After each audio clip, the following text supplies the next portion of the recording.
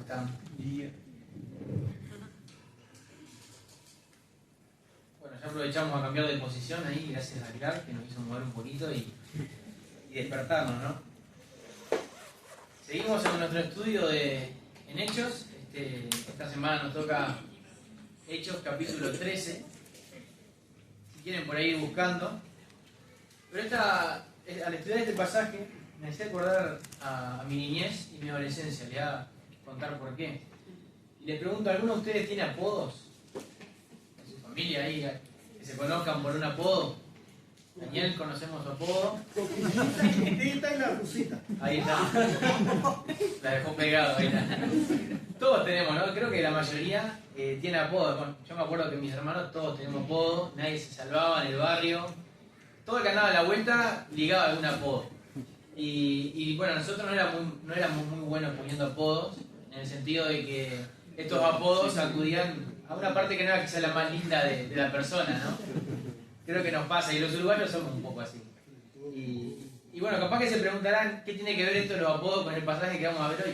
No tiene mucho que ver, pero hay algo que me hacía pensar en esto, y ahí al comienzo, versículo 1, vamos a estar leyendo desde el 1 al 12, y vamos a estar pensando un poco en esto que reflexionábamos recién.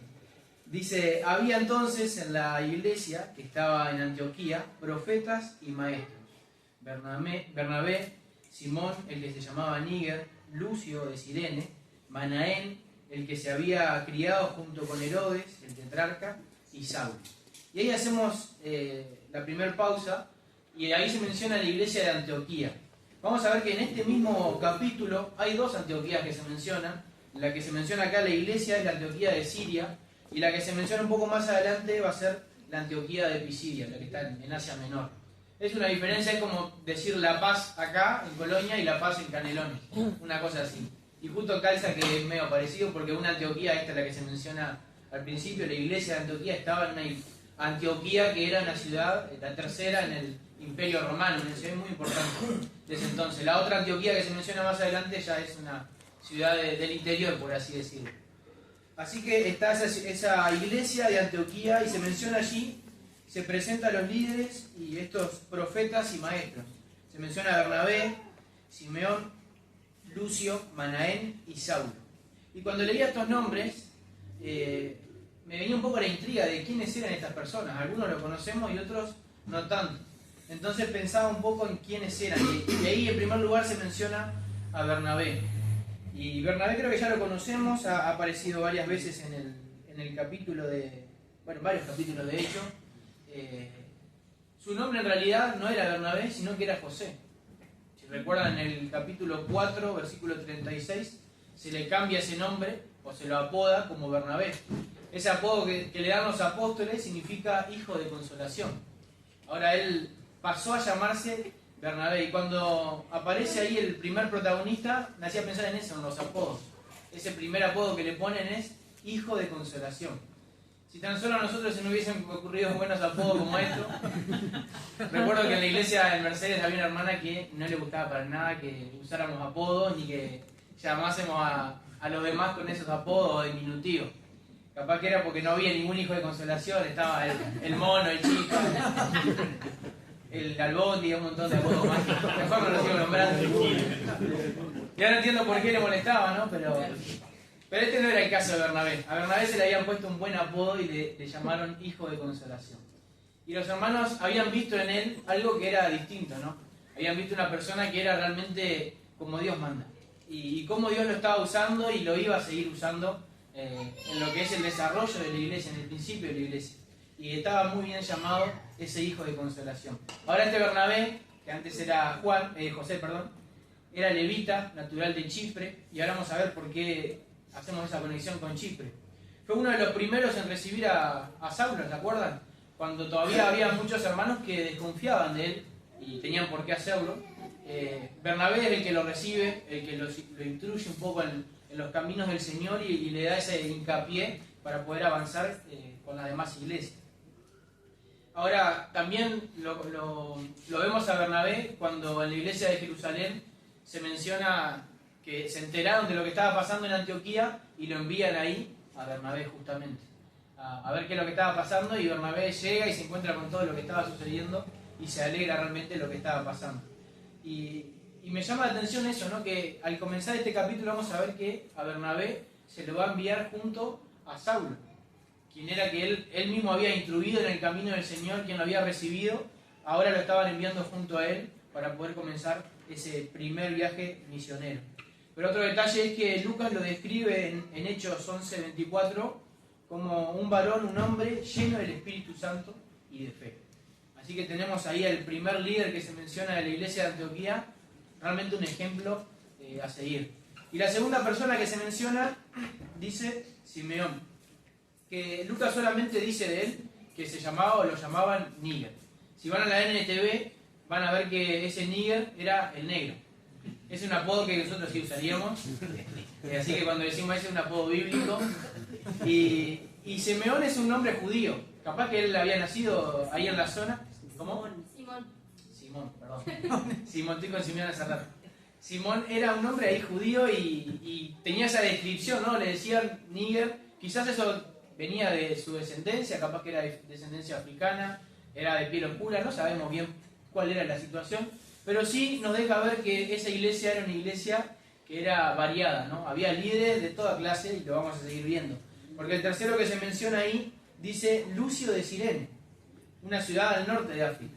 Y esto es interesante porque en Hechos 11, versículos 19 y 20, ya se habían mencionado creyentes que venían de ese lugar. Se mencionaba creyentes de Chipre y de Cirene. No sabemos si este Lucio era parte de esos creyentes que habían llegado y que habían empezado a compartir las buenas nuevas del Señor, pero seguramente venía de ahí. Y entonces vamos completando ahí el cuadro de esos creyentes que estaban en el liderazgo de la iglesia de Antioquía. Y en el cuarto lugar tenemos a Manaén. Este quizás es el personaje más curioso porque Lucas lo describe, como dice ahí, el que se había criado junto con Herodes el tetrarca. Ni más ni menos, ¿eh?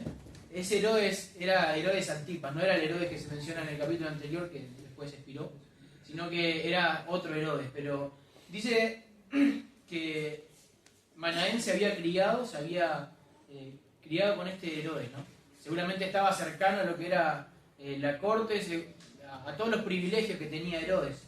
Y Herodes era alguien que había tenido algo que ver con la muerte de Juan el Bautista, no sé si recuerdan.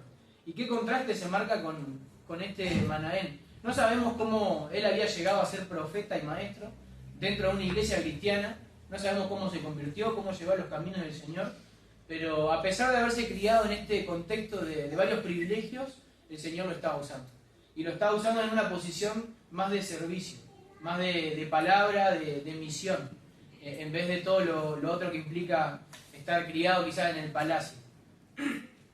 Así que vemos que ese contexto de donde venía Manaén no lo había encasillado en eso, sino que el Señor lo había usado y ahí completamos ese cuadro diverso de lo que eran los líderes de Antioquía. Pero en último lugar tenemos a Saulo, que ya lo conocemos bien, hemos visto su nacimiento en los caminos del Señor y cómo él lo estaba empezando a usar para su gloria. Y dice que este Saulo era el ex perseguidor de la iglesia, ¿no?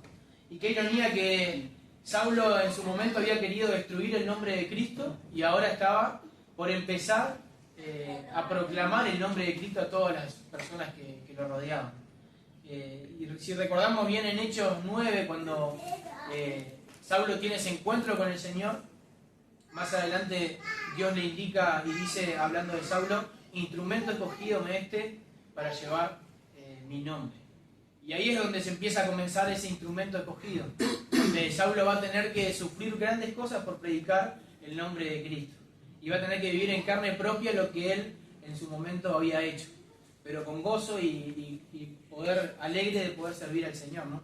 Y lo vamos a ver ahí al comienzo de este pasaje. Así que seguimos leyendo versículo 2, dice, ministrando estos al Señor y ayunando, dijo el Espíritu Santo, apartadme a Bernabé y a Saulo para la obra que los he llamado. Entonces, habiendo ayunado y orado, les impusieron las manos y los despidieron. Y la pregunta que me hacía leer este pasaje es, ¿puede el Espíritu Santo hoy hablarnos así como le habló a la iglesia? Porque la palabra fue clara. Le dijo, apartadme a Bernabé y a Saulo para la obra a que los he llamado. Entonces, ¿puede el Espíritu Santo hoy hablarnos así, con esa claridad? Yo creo que sí, que claramente sí, pero tiene que haber algo previo, y cuando empieza el versículo 2 dice, ministrando estos al Señor y ayunando. Y creo que ahí está un poco la clave. Sin duda que la iglesia, los líderes de la iglesia en general, estaba buscando la guía del Señor. Y de una forma especial. Dice, ministrando al Señor, alabando, intercediendo, buscando al Señor y ayunando. En ese contexto es que el Espíritu Santo los guía. Y me acuerdo de cuando estudiábamos Hechos en Berea, lo daba Roberto Russell, hermano de quien, y él siempre mencionaba esto, que el libro de los Hechos de los Apóstoles fácilmente se podría llamar los Hechos del Espíritu Santo. Porque es el Espíritu Santo el que guía en cada momento a cada persona, a la iglesia, en cada situación. Vemos que el Espíritu Santo es el que obra, el que muestra, el que intercede, el que inquieta los corazones de las personas para que ellos obren conforme a la voluntad del Señor. Entonces, ¿qué estaba pasando en la iglesia de Antioquía antes de que Dios los enviara? Bueno, era una comunidad que claramente era madura espiritualmente, claramente estaba buscando la guía del Señor, no estaban viendo quizás qué actividad podían hacer, qué mega estructura podían formar, sino que simplemente estaban buscando la guía del Señor. Y ese es el orden. Estaban ministrando, decía ahí, estaban ayunando, el Espíritu Santo habló y ellos sencillamente obedecieron. Obedecieron a lo que el Señor les estaba mostrando. No estaban viendo qué proyecto ellos podían imponer, qué proyecto ellos querían hacer, sino que Dios les estaba mostrando a ellos lo que tenían que hacer. Esa fue la iniciativa que ellos siguieron. Versículo 3, leemos de nuevo, dice, entonces, habiendo ayunado y orado, les impusieron las manos y los despidieron. La iglesia no solamente escuchó lo que el Espíritu Santo dijo, sino que claramente obedeció. Y dice que ayunando, nuevamente dice ayunando y orando, les impusieron las manos y los despidieron. Y la pregunta que me hacía acá, y me la hacía yo y se la puedo hacer a ustedes, es que muchas veces, o es una pregunta más bien, muchas veces puede ser que nos toque que estamos tan ocupados haciendo la obra de Dios, la obra para Dios, que no escuchamos la voz de Dios. Y nos encontramos ahí haciendo tantas cosas para el Señor que no nos damos cuenta que capaz que la voluntad de Dios no es esa. Capaz que la voluntad de Dios es que simplemente lo escuchemos y hagamos lo que Él quiere. Y acá la iglesia tenía un montón de cosas para hacer. La iglesia recién se estaba formando, había muchos creyentes que se añadían día a día, que el Señor traía. Sin embargo, ellos estaban expectantes, no a lo que ocurría en su entorno, no a la persecución que estaban sufriendo, sino simplemente a escuchar la voz de Dios. Esta iglesia había escuchado lo que Dios decía y había obedecido a eso. Entonces les impusieron las manos y los despidieron. Y seguramente en ese proceso había muchas dudas que venían a ellos. Ellos sabían que el Señor los iba a usar, que Dios le había dicho que los apartaran porque Dios lo iba a usar. Sin embargo, había quizás varias dudas de, bueno, hacia dónde, por dónde van a empezar, qué recursos van a tener, con qué se van a encontrar, quiénes los iban a ayudar. Muchas cosas quizás no estaban respuestas. Capaz que ni siquiera tenían recursos. No sabemos bien el detalle ahí de lo que estaba sucediendo. Sin embargo, ellos confiaban en que el siguiente paso que ellos tenían que hacer era obedecer. Obedecer a lo que el Espíritu Santo le decía, y sin duda que si el Señor los llamaba, el Señor era el que iba a sustentar esta obra. Y ese es un desafío que tenemos nosotros como iglesia. El poder confiar en que si el Espíritu Santo nos está llamando a algo, tenemos que obedecer. Porque Él sin duda que va a ocuparse de lo que nosotros no podemos ocuparnos. Pero está en nosotros el poder obedecer y decidir avanzar. Avanzar a pesar de todas esas dudas que tenemos. Y eso es lo tercero que vemos acá en el versículo 4. Ellos decidieron avanzar. Ellos, entonces, enviados por el Espíritu Santo, descendieron a Seleucia. Y de allí navegaron a Chipre. Dice que, enviados por ¿quién dice ahí?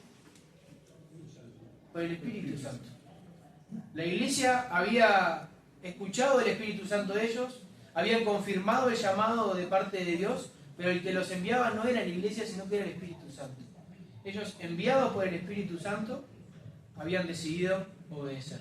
Y eso es la tranquilidad que ellos tenían. Que a pesar de todas esas dudas, como decíamos recién, era Dios el que lo estaba llamando. Y y esa tranquilidad no la podemos cambiar por nada. Entonces dice que ellos descendieron a Seleucia, que era una ciudad portuaria, o sea, llegaron al puerto cerca de allí de Antioquía, y tocaba ver hacia dónde iban a arrancar. No sabemos si el Espíritu Santo ya le había marcado con claridad o les había dicho, bueno, súbanse a este barco que los va a llevar a tal lugar. Sin embargo, dice el versículo 5, y llegados, versículo 4 al final, dice, descendieron a Seleucia y de allí navegaron a Chipre. Y no es casualidad que hayan decidido empezar por Chipre, porque, como decíamos recién, Bernabé era natural de Chipre, ya conocía bien la zona. Y lo que estaban por empezar a hacer era un viaje misionero, no era que iban a formar una iglesia, a implantar una iglesia y se iban a quedar allí para siempre, sino que era un viaje en el cual iban a ir predicando el Evangelio, y iban a continuar, iban a avanzar, iban a seguir, no se iban a quedar allí. Entonces Bernabé seguramente pensó, bueno, si vamos a hacer esto, ¿por qué no empezar en casa? ¿Por qué no empezar en el lugar donde todos lo conocen? Y esto quizás puede ser una trampa, ¿no? Hay una frase que dice por allí que ninguno es profeta en su propia tierra. Sin embargo, Bernabé era alguien que era una persona totalmente sin mancha, ¿no? Que todos lo conocían, que todos sabían cómo era él y no tenía nada que ocultar. Entonces comienza por su casa, por su familia, por donde él estaba naturalizado en esa zona. Así que navegan, dice allí, a Chipre. Versículo 5 dice, y llegados a Salamina, peligroso nombre para leer con hambre, anunciaban la palabra de Dios en las sinagogas de los judíos. Tenían también a Juan como ayudante. Así que llegan a esa ciudad, que era otro puerto, pero de Chipre, que era Salamina. Y en esta ciudad empiezan de entrada nomás ya a predicar la palabra, a anunciar el Evangelio. Y comienzan, dice allí, yendo a un lugar donde Pablo constantemente va a ir una y otra vez en todo su viaje misionero. Y a donde quiera que él iba a la sinagoga. Comienza allí, predica en la sinagoga, explica la palabra de Dios y luego se dedica a compartir también con los demás gentiles y otras personas que estaban escuchando. Así que comienzan anunciando ni más ni menos que la palabra de Dios. Y acá me llama la atención eso, ¿no? Que no van anunciando quizás un mensaje de prosperidad, un mensaje disfrazado, dulce, fácil de escuchar, sino que van directamente al grano predicando la palabra de Dios. La gente no necesitaba nada más y nada menos que la palabra de Dios, que lo que Dios había compartido. Y si el Espíritu Santo era quien los estaba mandando, los estaba justamente llevando a anunciar lo que el Espíritu Santo había inspirado, que era la palabra de Dios. Él los estaba guiando, Él los estaba encaminando en ese lugar para compartir la palabra de Dios. Y se menciona allí que tenía también a un ayudante que era Juan. Juan nace del capítulo, lo conocemos en el capítulo anterior, en el capítulo 12, se menciona al final que cuando salen de ese lugar Pablo y Bernabé, lo llevan consigo. Y más adelante vamos a ver qué es lo que pasa con Juan, eso es quizás para otro mensaje, qué es lo que sucede con él, después se va, vuelve, Pablo lo llama nuevamente y Dios obra en su vida. Pero un detalle ahí es que Pablo y Bernabé toman a ese joven para poder encaminarlo quizás en los caminos del Señor, en comenzar esa obra que estaban haciendo, ese primer viaje misionero. Así que lo tenían ahí como ayudante. Y es un ejemplo también para nosotros los jóvenes, el poder estar en los caminos del Señor, estar atento a las necesidades de nuestros líderes, de quienes nos rodean, y poder ayudar en lo que podamos hacer. No sabemos cuál era el trabajo de Juan, si lo tenían ahí cargando cosas, o quizás anunciando, compartiendo el Evangelio, no sabemos cuál era su tarea, pero él estaba ahí, rodeándose de nada más y nada menos que Pablo y Bernabé. Versículo 6, y acá es donde se pone interesante la cosa, dice, y habiendo atravesado toda la isla hasta Pafos, hallaron a cierto mago, falso profeta, judío llamado Bar Jesús.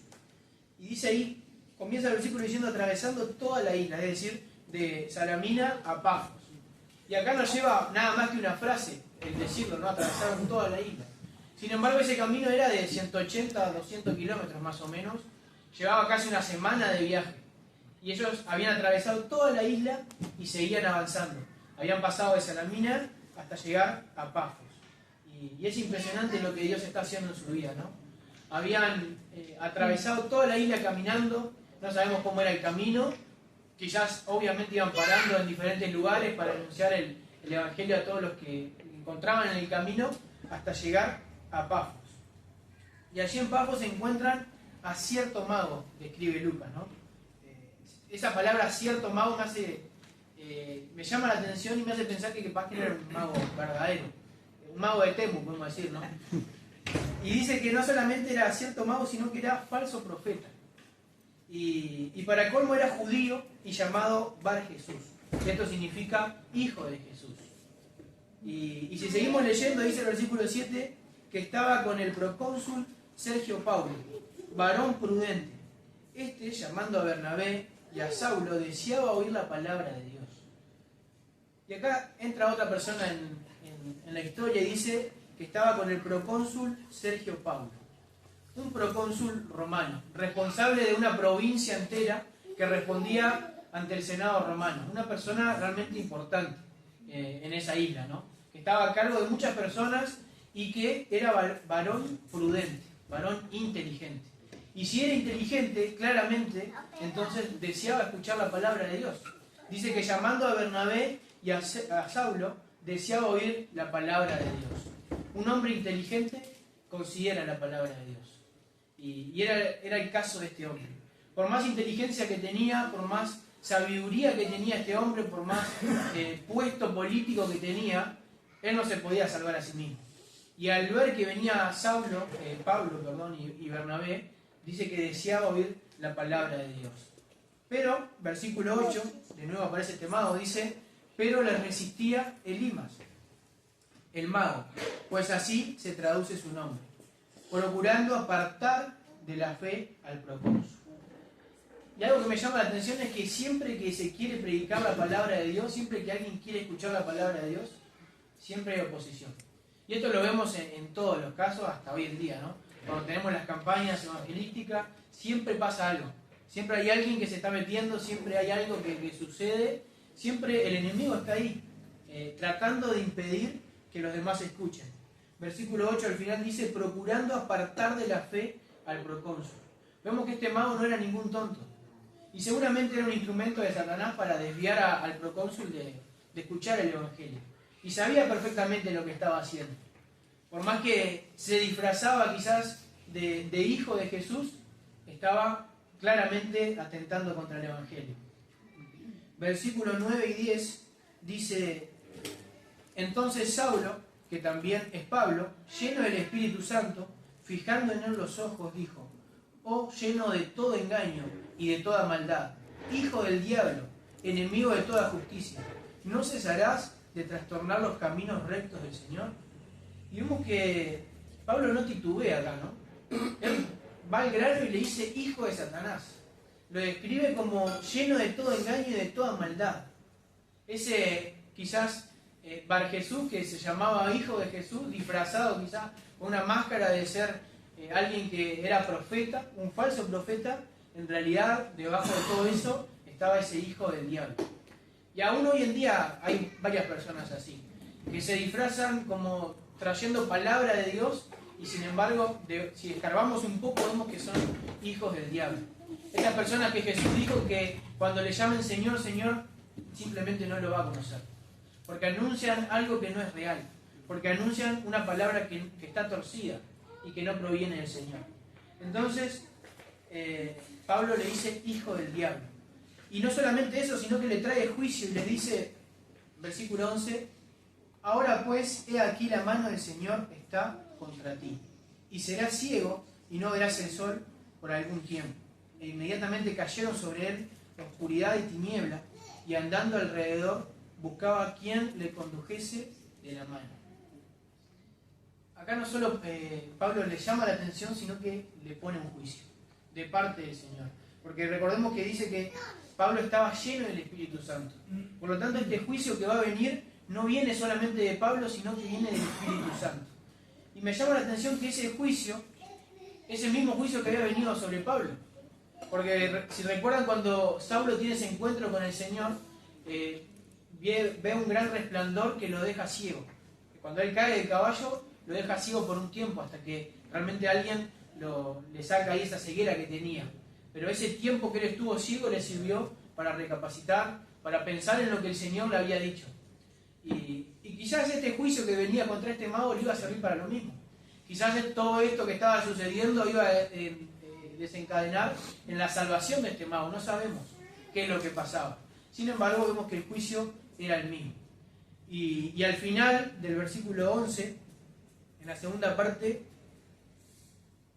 dice: e inmediatamente cayeron sobre él oscuridad y tiniebla, y andando alrededor buscaba a quien le condujese de la mano. Y Dios simplemente le estaba mostrando a este mago cómo estaba su corazón, cómo estaba su espíritu. Estaba en oscuridad y en tinieblas. Y lo que él estaba anunciando, lo que él estaba buscando, lo obtuvo. Y quedó ciego del momento y buscaba a alguien que lo guiase para poder saber por dónde iba.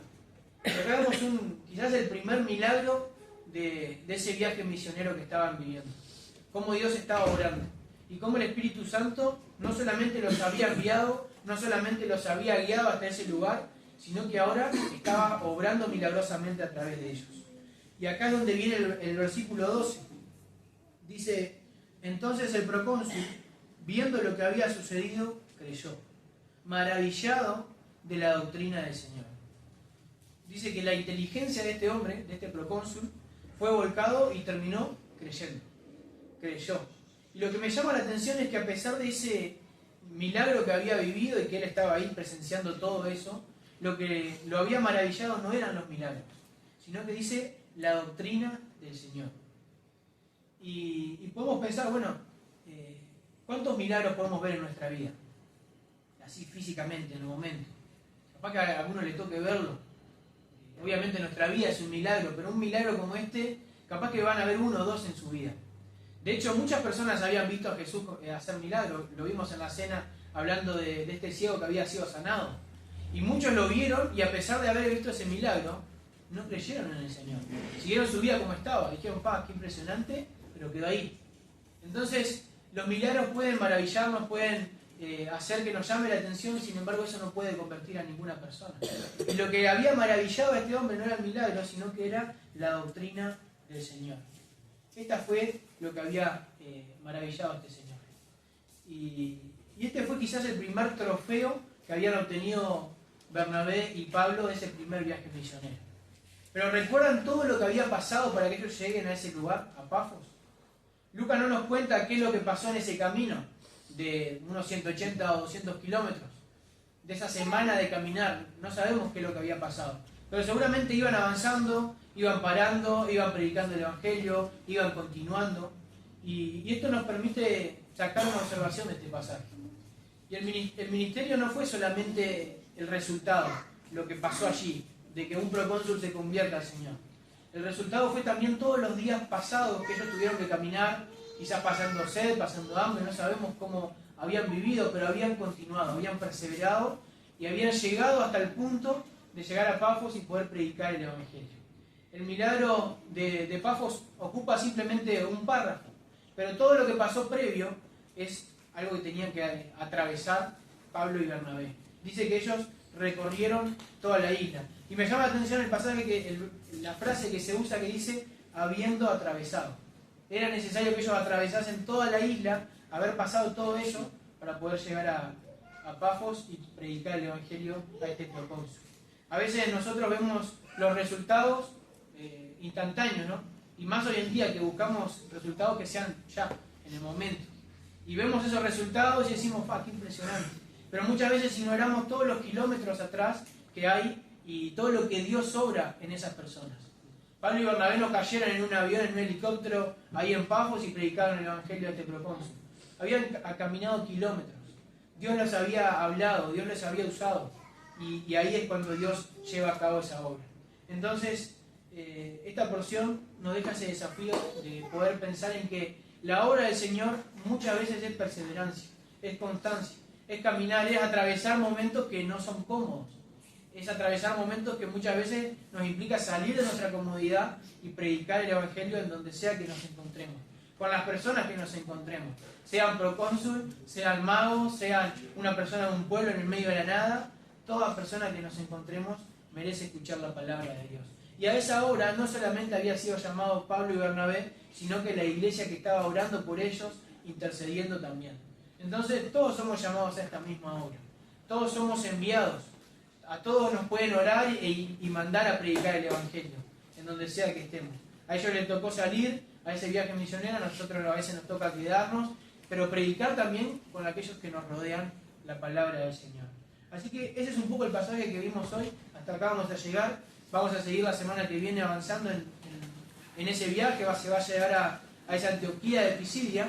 Pero quedémonos pensando en esto, en que el Señor obra. Y a veces los resultados no son instantáneos. A veces hay que atravesar varios kilómetros para que el Señor nos muestre y nos deje ver el fruto de todo ese trabajo que hemos vivido. Así que vamos a orar por esto. Y pensaba también en ese hecho de orar y encomendar. Mencionamos, o no sé si se mencionó, pero Gladys la semana que viene se va a ir para Estados Unidos, ¿no? A visitar a sus hijos, a su familia, y se va por un par de meses, que la vamos a extrañar obviamente, pero también estamos agradecidos porque nos alegramos con ella de que va a disfrutar con su familia y va a poder estar allí. Y también la enviamos a que pueda compartir su palabra también, lo que ella entiende, lo que ella sabe con su familia. Así que vamos a orar por esto y también por ese viaje que pronto va a tener. Señor, te damos gracias por tu palabra, gracias Padre porque vemos en ella, Señor, un ejemplo. Y vemos cómo tú rescatas personas que habían atentado directamente contra tu iglesia, como lo fue Saulo, y lo conviertes en una persona como Pablo, Señor. Usas a personas como Juan, que luego se llama Bernabé, y vemos, Señor, cómo tú usas a personas simples, que están dispuestos a obedecerte, Señor.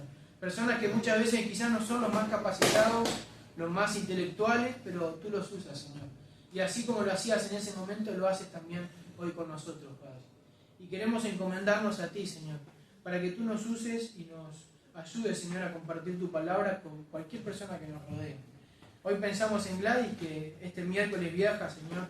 Te pedimos, Señor, que tú la cuides en el viaje, que pueda salir todo bien, que pueda llegar bien, Señor, que pueda disfrutar de estos meses en compañía con su familia y poder disfrutar de verlos, de tenerlos cerca, Señor. Pero también que ella pueda compartir con aquellos que son su familia, con aquellos que lo van a rodear, de cómo, Señor, tú has obrado en su vida, cómo tú has cambiado, Señor, su vida y le has dado una nueva vida en Cristo, Señor. Así que te agradecemos por su vida y te pedimos también para que ella pueda compartir esa nueva vida que ha obtenido en ti, Señor, y que pueda disfrutar de ese viaje y luego regresar con bien también junto a nosotros, Padre. Así que dejamos esto en tus manos y lo hacemos, Señor, en el nombre de Jesús.